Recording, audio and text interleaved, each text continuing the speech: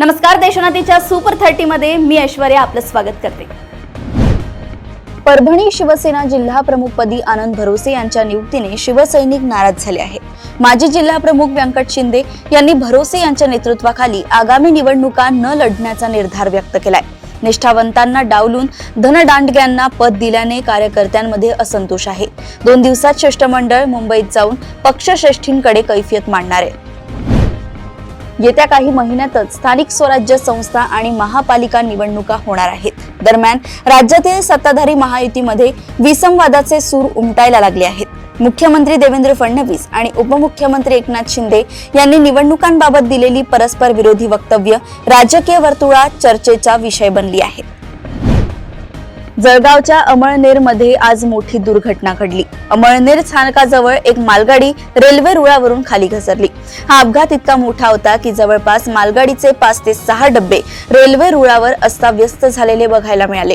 ही घटना घडली तेव्हा समोरून दुसरी रेल्वे गाडी आली असती तर दुर्घटना घडण्याची शक्यता होती, कारण या अपघातात आजूबाजूच्या रेल्वे रुळांचं देखील नुकसान झालंय।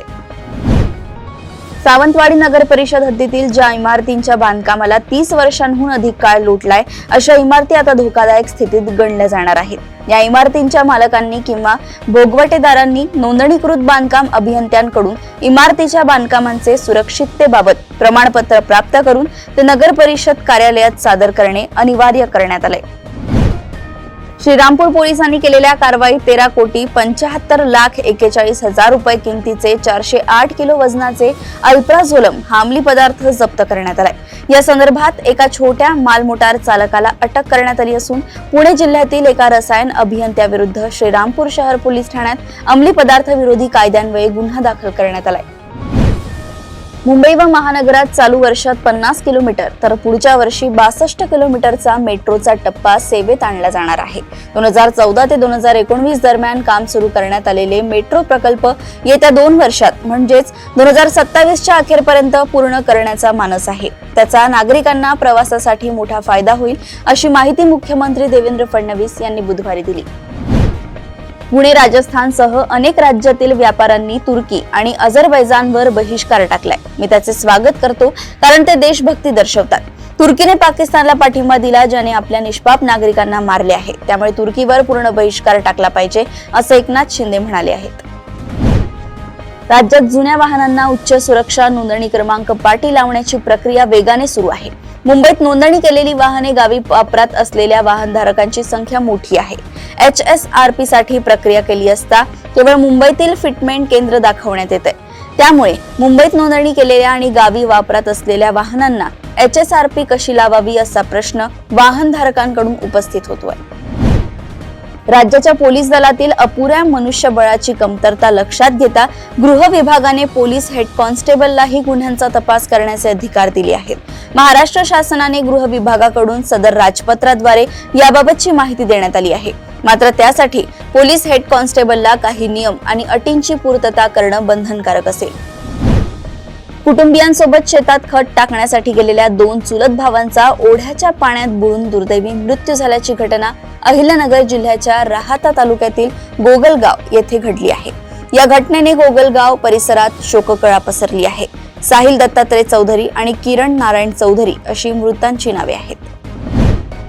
उबेर चालकाकडून अल्पवयीन मुलीचे अपहरण करून विनयभंग केल्याची धक्कादायक घटना समोर आली आहे। पवई येथे राहणारी 14 वर्षीय मुलीने मंगळवारी दुपारी 4:30 वाजताच्या दरम्यान दादर प्रभादेवी येथून घरी जाण्यासाठी उबेर ॲपवरून कार बुक केली होती। उबेर चालकाने मुलीने दिलेल्या पवई येथील घराच्या दिशेने कार न घेऊन जाता ईस्टर्न एक्सप्रेसकडे कार निर्जन स्थळी नेल्याचा व तिथे गैरवर्तन केल्याचा आरोप मुलीने तक्रारीत केलाय। राज्यातील वातावरणात बदल झाला असून अनेक भागात अवकाळी पावसानं हजेरी लावल्याचं चित्र पाहायला मिळतंय। गेल्या 3 ते 4 दिवसांपासून वातावरणात बदल होतोय।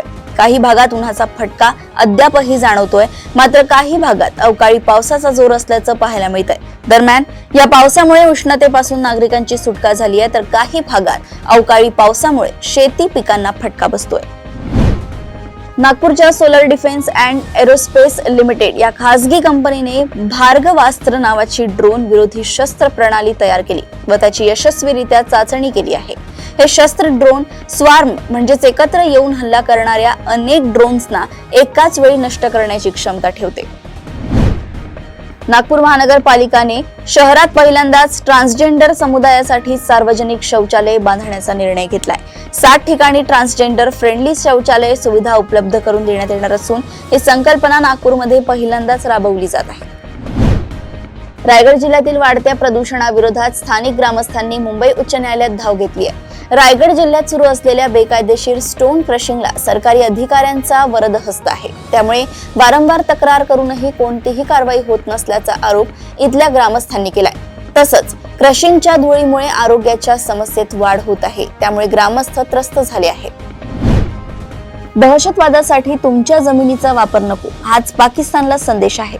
दहशतवाद्यांना पोचणाऱ्यांना आम्ही सोडणार नाही, असा इशारा केंद्रीय संरक्षण मंत्री राजनाथ सिंग यांनी दिलाय। ते श्रीनगरच्या दौऱ्यावर आल्यानंतर सैनिकांशी बोलत होते। जम्मू काश्मीर मधील अवंतीपोरा येथील त्राल भागात गुरुवारी सकाळी पोलीस दल आणि दहशतवाद्यांमध्ये चकमक झाली। काश्मीर पोलिसांनी त्यांच्या अधिकृत एक्स हँडलवर एक पोस्ट शेअर केली आणि या कारवाईची माहिती दिली। पोलीस आणि सुरक्षा दल कार्यरत आहेत। या चकमकीत 3 दहशतवाद्यांचा खात्मा करण्यात आलाय। 4 भिंतीत राहणाऱ्या कैद्यांचे मनोरंजन करण्यासाठी आणि त्यांचा ताण कमी करण्यासाठी मथुरा तुरुंग प्रशासनाने अनोखा उपक्रम सुरू केला आहे। IPLच्या धर्तीवर मथुरा जेलमध्ये जेल प्रीमियर लीग सुरू करण्यात आले। कैद्यांच्या प्रतिभेला वाव देण्यासाठी, त्यांचे आरोग्य सुधारण्यासाठी आणि मानसिक ताणापासून मुक्त करण्यासाठी हा उपक्रम सुरू करण्यात आल्याचं मथुरा प्रशासनाकडून सांगण्यात आले। अमेरिकेचे राष्ट्राध्यक्ष डोनाल्ड ट्रम्प यांनी भारत आणि पाकिस्तान मधील युद्धबंदीत आपली महत्त्वाची भूमिका असल्याचा दावा केला होता। ट्रम्प यांनी आता आणखी एक दावा केलाय। ते म्हणाले की भारताने अमेरिकेला शून्य शुल्क व्यापार कराराची ऑफर दिली आहे। अमेरिकेने यापूर्वी भारतावर 26% कर लादला होता। यानंतर तणावाची परिस्थिती निर्माण झाली होती। लखनौच्या कल्ली पश्चिम मध्ये एका खासगी स्लीपर बसला भीषण आग लागली। ही बस 60 प्रवाशांना घेऊन बिहारकडून दिल्लीला निघाली होती। यामधील 5 जणांचा मृत्यू झालाय, ज्यामध्ये 2 महिला, 1 पुरुष आणि 2 लहान मुलांचा समावेश आहे। अमेरिकेचे राष्ट्राध्यक्ष डोनाल्ड ट्रम्प यांचे भारताबद्दल दोहा येथून मोठे विधान केले। यामध्ये ट्रम्प यांनी टिम कुक यांना ऍपल कंपनीला भारतात आयफोन बनवण्यापासून मनाई केली आहे। ट्रम्प यांनी ऍपलचे CEO टिम कुक यांना सांगितलंय की भारताला स्वतःचे हितसंबंध सांभाळू द्या। भारताने अमेरिकन वस्तूंवर शून्य कर आकारण्याची ऑफर दिली असून ऍपल भारतात आपली उत्पादन क्षमता वाढवण्याची योजना आखत असताना ट्रम्प यांनी दुसऱ्या देशातून मोठं विधान केलंय। पाकिस्तानची अर्थव्यवस्था ज्याप्रमाणे रसातळाला गेली आहे, त्याचप्रमाणे भारताचा आणखी एक शेजारीही त्याच मार्गावर वाटचाल करू लागलाय। भारतासोबतच्या संघर्षात पाकिस्तानने अलीकडेच IMF कडे कर्जासाठी हात पसरवले होते, तर आता त्याचप्रमाणे बांगलादेशही आता हात पसरून IMF समोर पोहोचलाय। पाकिस्तान नंतर आता बांगलादेश IMF कडून 762 दशलक्ष डॉलर्सचे कर्ज मागत असल्याची ही माहिती IMFनेच दिली आहे। एकीकडे IMF कडून पैसे मागणाऱ्या पाकिस्तानचे लोक परदेशात जाऊन भीक मागतात। गेल्या जवळपास 1.5 वर्षांमध्ये सौदी अरबने असे 5033 पाकिस्तानी भिकारी त्यांच्या देशातून हाकलवून लावले आहेत। त्यासोबतच इतर देशांनीही त्यांच्या देशातून पाकिस्तानी भिकाऱ्यांना परत पाठवण्यास सुरुवात केल्याचं दिसतंय। सोलापूर जिल्हा रुग्णालयात नोकरीची संधी आहे। अर्ज करण्याची शेवटची तारीख जवळ आली आहे। जिल्हा रुग्णालय सोलापूर फेब्रुवारी 2025 मध्ये विविध पदांसाठी भरती करत आहे। भूलतज्ञ, स्त्रीरोग तज्ञ, बालरोग तज्ञ, फिजिओलॉजिस्ट, अस्थिरोग तज्ञ, वैद्यकीय अधिकारी अशा पदांसाठी अर्ज मागवण्यात आले आहेत। इच्छुक उमेदवार 16 मे 2025 पर्यंत ऑफलाईन पद्धतीने अर्ज करू शकतात। मुलाखत 20 मे 2025 रोजी होईल। विद्यापीठाने 229 संलग्न महाविद्यालयांची प्रथम वर्षाची प्रवेश प्रक्रिया 2025 ते 26 या वर्षापासून स्थगित करण्याचा निर्णय घेतल्यामुळे प्रणालीत आवश्यक ते बदल करण्यासाठी थांबवलेली पदवी अभ्यासक्रमांची प्रवेश प्रक्रिया बुधवारी सुरू झाली खरी, पण अनेक अडचणींमुळे संध्याकाळी उशिरापर्यंत विद्यार्थ्यांना नोंदणी अर्जाचा दुसरा भाग भरताच आला नाही। या भागातील शिक्षण मंडळ या रकानाखाली महाराष्ट्र राज्य शिक्षण मंडळाचा पर्यायच दिसत नसल्याने विद्यार्थ्यांची त्रेधा तिरपेट उडाली।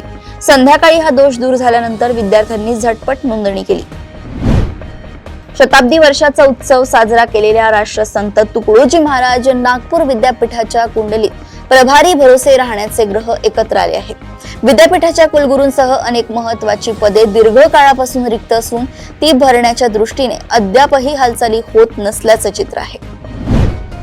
पहलगाम दहशतवादी हल्ल्यानंतर पाकिस्तानशी संलग्न 7 प्रगत सायबर हल्लेखोर गटांनी भारतातील महत्त्वाच्या पायाभूत सुविधांच्या वेबसाईट्सवर 15 लाखांहून अधिक सायबर हल्ले केले, असं महाराष्ट्र सायबर विभागानं म्हटलंय। यावेळी केवळ 150 हल्ले यशस्वी झाले, म्हणजेच 99.99% हल्ले अयशस्वी झाले. हा अहवाल सर्व प्रमुख कायदा अंमलबजावणी संस्थांना सादर करण्यात आलाय. हल्ले पाकिस्तान, बांगलादेश, मध्य पूर्व आणि इंडोनेशियातील गटांकडून झाले, असं महाराष्ट्र सायबरचे अतिरिक्त पोलीस महासंचालक यशस्वी यादव यांनी सांगितलं. ग्राहक संरक्षण नियामक म्हणजेच CCPAने Amazon इंडिया आणि फ्लिपकार्ट सारख्या ई-कॉमर्स कंपन्यांना पाकिस्तानी झेंड्याचे उत्पादन हटवण्याचे आदेश दिले आहेत. ग्राहक संरक्षण मंत्री प्रल्हाद जोशी यांनी बुधवारी ही माहिती दिली. या कंपन्यांना पाकिस्तानी झेंडे आणि संबंधित वस्तू विकण्यास मनाई करण्यात आली आहे. ई-कॉमर्स कंपन्यांनी देशाच्या कायद्यांचे पालन करावे आणि राष्ट्रीय भावनांचा आदर करावा, असं सरकारचं म्हणणं आहे. तनु वेड्स मनू आणि शादी में जरूर आना सारख्या हिट चित्रपटांनी मन जिंकल्यानंतर प्रसिद्ध निर्माते विनोद बच्चन गिन्नी वेड्स सनीच्या बहुप्रतीक्षित सिक्वेलसह रोमांस आणि कॉमेडीची जादू परत आणण्यासाठी सज्ज झाले आहेत. गिन्नी वेड्स सनी 2 या चित्रपटात प्रतिभावान अविनाश तिवारी आणि मेधा शंकर प्रमुख भूमिकेत दिसणार आहेत. उत्तराखंडमध्ये आगामी चित्रपटाचं शूटिंग सुरू असताना अविनाश आणि मेधा यांनी सेटवरील क्लॅपबोर्डचे फोटो इंस्टाग्रामवर चाहत्यांबरोबर शेअर केले आहेत. ICCनं 2025च्या जागतिक कसोटी अजिंक्यपद स्पर्धेसाठी सर्व संघांसाठी बक्षीस रक्कम जाहीर केली आहे.